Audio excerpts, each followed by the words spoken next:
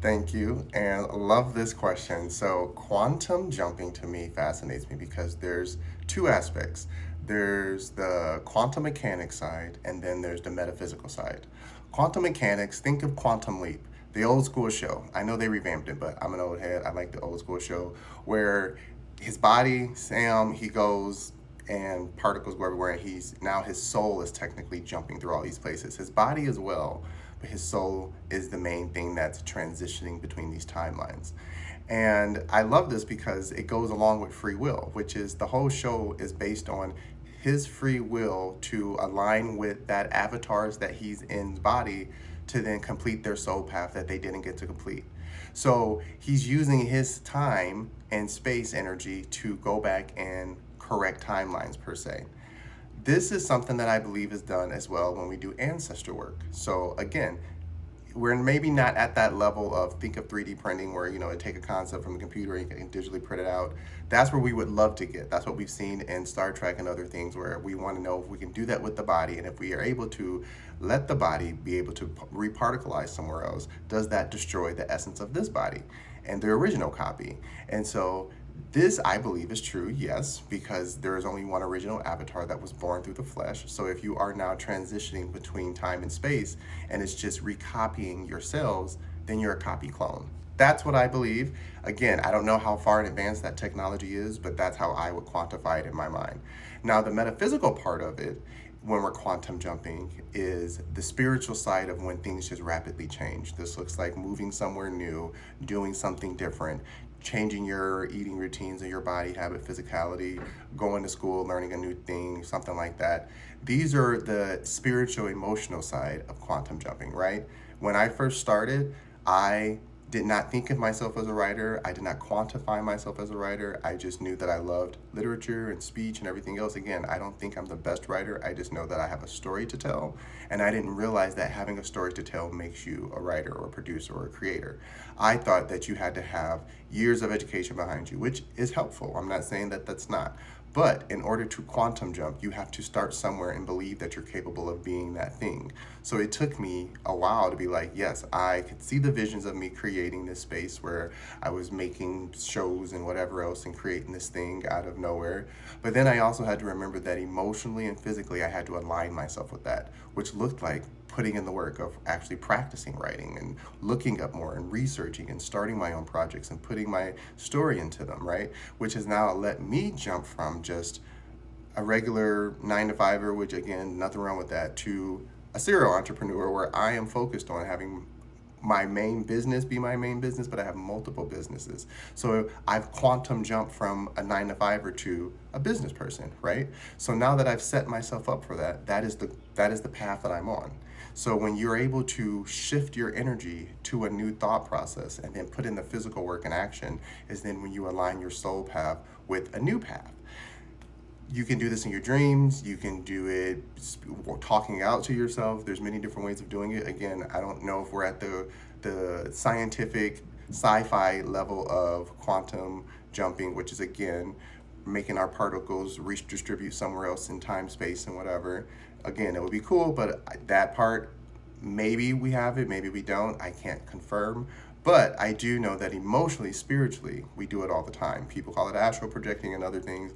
I call it deep daydreaming. Like I'll just be sitting here typing and then I'll be working, focused on working, and looking at the screen, and out of nowhere, my mind, my eyes, everything in front of me changes visually.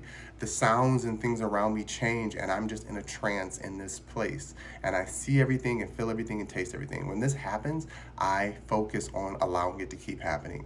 No matter what's happening around my environment, no matter if a new email comes in or the phone rings, I focus on where is this? How do I feel in this moment? And when it comes to me like that, I know that it's a blessing or that it's divine energy because I'm not asking for this vision. This vision is just coming to me. So when I allow myself to sit in it and just go into it, to me, that is a massive spiritual quantum jump where now you're seeing something at the end of what it is. So you know you get there, but then you also get to go back and live their life and experience to add up to that. Another thing I believe in is you can change timelines too many times, right? This looks like in the spiritual world, um, not knowing how to decide what modality you're into, right? You can have 18 modalities. So now you're jumping between timelines, and you're this and you're this. I did this when I first started. I was a coach, and then I was this, and then I was this, and I was this. I'm still all those things, but I had to focus on one of them. What is my overall goal? To share spirituality with others and the journey that I've experienced along the way that might give others answers. That became the spiritual tour guide. Thank you to another person who said that, because I was like, I got to use that.